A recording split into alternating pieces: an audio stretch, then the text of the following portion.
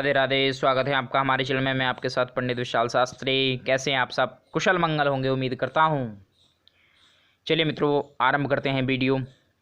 सबसे पहले जानते हैं आज का पंचांग। उससे पूर्व यदि आप चैनल पर नए हैं, चैनल को सब्सक्राइब कर लीजिए ताकि आपको प्रतिदिन का पंचांग, ज्योतिष, वास्तुशास्त्र और सनातन धर्म से जुड़ा हुआ जो ज्ञान है, व्रत और त्यौहार का, कथाएँ हैं, कथा की विधि है, पूजन की विधि है, ये सब आपको शीघ्र प्राप्त होता रहे। तो चलिए जानते हैं आज का पंचांग और गणेश चतुर्थी के विषय में आज चर्चा करेंगे। तो आज दिन बुधवार, भाद्रपद मास कृष्ण पक्ष की अमावस्या तिथि प्रातः 8:10 तक रहेगी। इसके पश्चात प्रतिपदा तिथि आरंभ होगी। आज नक्षत्र मघा है जो रात को 2 बजे तक रहेगा। इसके पश्चात पूर्व फाल्गुनी नक्षत्र आरंभ होगा। आज योग परिग है, करण, नाग और किस्तुग्न है। राहु काल का समय दोपहर 12 बजे से आरंभ होकर 1:30 के बीच रहेगा और अभिजित मुहूर्त का शुभ समय 11:48 से आरंभ होकर 12:41 तक रहेगा। और कोई शुभ कार्य करना है तो उसके लिए समय है प्रातः 6 बजे से आरंभ होकर 7:30 के बीच और शाम को शुभ समय 5 बजे से आरंभ होकर 6:30 के बीच रहेगा। और तिथि के अनुसार आज तिल का सेवन नहीं करना चाहिए। दिशाशूल आज उत्तर दिशा में, उत्तर दिशा की यात्रा ना करें। यात्रा करनी है धनिया खाकर करें, शुभ मंगल में रहेगा। चलिए भक्तजनों, जानते हैं गणेश चतुर्थी के विषय में, यानी गणेश जन्मोत्सव के विषय में। गणेश चतुर्थी कब है, पूजन का शुभ समय क्या रहेगा और गणपति जी की स्थापना कितने दिन के लिए हमें घर पर करनी चाहिए, इन सब विषय पर आज चर्चा करेंगे।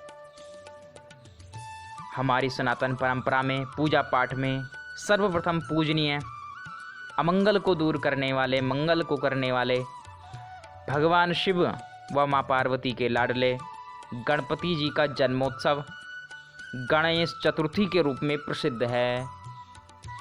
और सभी का जन्मोत्सव आपने देखा होगा भाई, एक दिन मनाते हैं या 2 दिन, लेकिन गणेश जी का जन्मोत्सव यानी उनके जन्म की खुशी 10 दिन तक मनाई जाती है, यानी गणेश चतुर्थी से आरंभ होकर पूर्णिमा तक।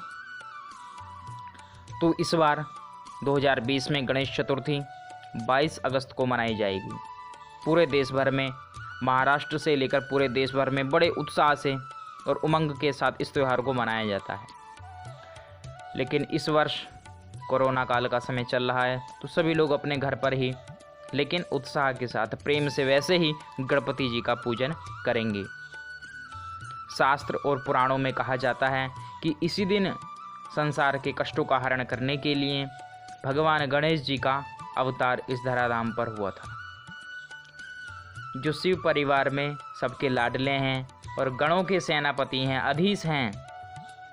और अधीश होने के कारण उनको गणपति नाम से जाना जाता है, पुकारा जाता है। और इस नाम से पुकारने पर, पूजन करने पर अपने भक्तों के सारे कष्ट गणपति दूर कर देते हैं। तो इस वर्ष पूजा का क्या शुभ समय रहेगा, जानते हैं। इस वर्ष 22 तारीख को यानी 22 अगस्त को प्रातः 11:06 से आरंभ होकर 1:42 के मध्य पूजन का, स्थापना का शुभ समय रहेगा। या आप प्रातःकाल में ब्रह्मबेला में भी स्थापना कर सकते हैं। और कितने दिन के लिए आपने स्थापना करनी है? अगर भाई आप ज़्यादा सेवा नहीं कर सकते तो 1 दिन के लिए भी गणपति की स्थापना कर सकते हैं, या उससे बढ़ाकर आप 3 दिन के लिए भी गणपति की स्थापना कर सकते हैं, या उससे भी अधिक 5 दिन या फिर 10 दिन के लिए गणपति की स्थापना अपने घर पर, अपने पंडाल में आप कर सकते हैं। और करनी कैसे है? ब्राह्मण देवता के द्वारा आप करा सकते हैं। बहुत ही सुंदर तरीके से मंत्रोच्चारण के साथ गणपति जी का आवाहन, पूजन नित्य किया जाता है। 1 दिन के लिए रख रहे हैं तो 1 दिन पूजन करेंगे, 2 दिन के लिए, 3 दिन के लिए, 5 दिन या 10 दिन के लिए कर रहे हैं तो विशेष पूजन इस समय भगवान गणेश जी का किया जाता है।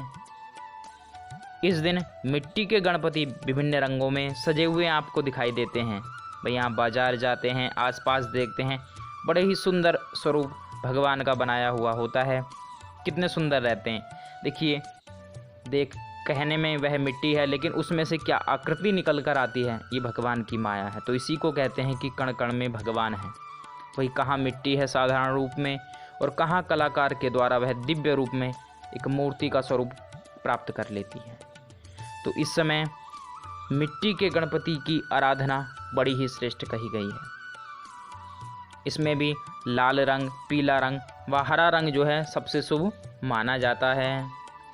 और एक चीज़ का ध्यान रखें, इस दिन चंद्रमा के दर्शन नहीं करने चाहिए। पौराणिक एक कथा है कि इस दिन भगवान श्री कृष्ण को श्यामंतक मणि के चोरी के आरोप में कलंक लगा था, जबकि उन्होंने चुराई नहीं थी, सभी लोग जानते हैं। तो भगवान पर चंद्रमा को इस दिन उन्होंने देख लिया था गलती से, तो इस कारण कलंक लग गया, क्योंकि गणपति द्वारा चंद्रदेव को श्राप प्राप्त है। श्राप गणेश जी ने दिया हुआ है कि इस दिन जो भी चंद्र के दर्शन करेगा वह जीवन में अवश्य उस पर कोई ना कोई कलंक लगेगा। इसलिए इस दिन आपको चंद्रदेव के दर्शन नहीं करने हैं। तो बड़े ही सावधान होकर प्रेम से भगवान का पूजन करना है, स्थापन करना है। आगे आने वाली वीडियो में हम पूजन के विषय में और गणेश चतुर्थी पर किस प्रकार के उपाय करके आप जीवन से समस्याओं का निदान कर सकते हैं उसके विषय में चर्चा करेंगे। और इस बात का ध्यान रखें कि आप चैनल को सब्सक्राइब अवश्य करें, वीडियो अच्छी लगे लाइक करें और अपने इष्ट मित्रों तक भी इसको आप शेयर करें। तो आनंदित रहिए, प्रसन्न रहिए और बोलते रहिए जय जय श्री राधे श्याम।